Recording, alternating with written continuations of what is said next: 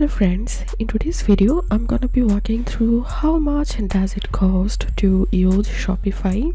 But before getting started this video, make sure to subscribe. How to 1 minute. So first of all, you can use Shopify for 14-day free trial, and you can select a plan, and to see their plan cost, open a new tab and type shopify.com/pricing,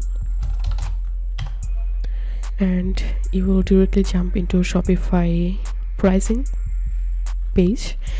And here we can see basic plan start from $29 per month, and another plan is start from $79 per month, and the advanced plan start from $299 per month.